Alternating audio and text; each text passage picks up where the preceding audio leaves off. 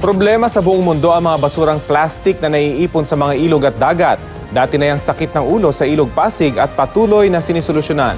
Sulirain na rin yan sa Boracay kaya ipinagbawal na rin doon ang mga plastic bag at styrofoam. Narito ang report.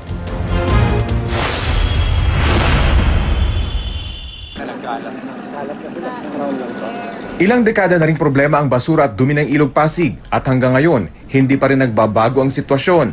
Base sa pag-aaral ng mga researcher mula sa The Netherlands at Amerika, ikalawa ang Pasig River sa mga ilog sa buong mundo na may pinakamaraming plastic na basurang dinadala sa dagat. Kung pagbabasehan ng catchment area o laki ng bukanan ng ilog.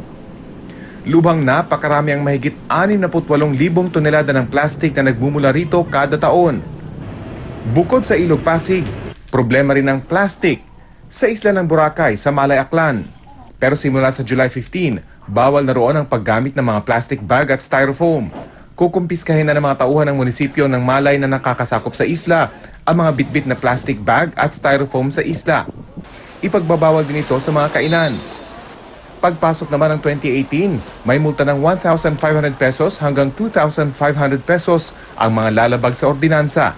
May parusa ring kulong ng 6 na buwan sa ikatlong paglabag. Layon daw nitong mabawasan ang mga dinadalang non-biodegradable waste sa isla. Mas maghihigpit naman ang Pagadian City, Zamboanga del Sur sa pagbabawal ng plastic bags at styrofoam food containers simula Biyernes, June 16.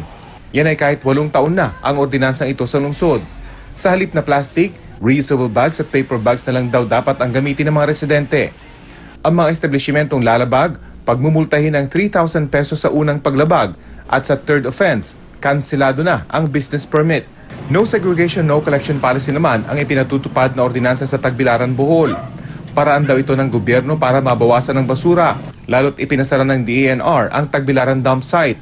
Pero ang ilang residente, tila pasaway sa pagsunod ng schedule.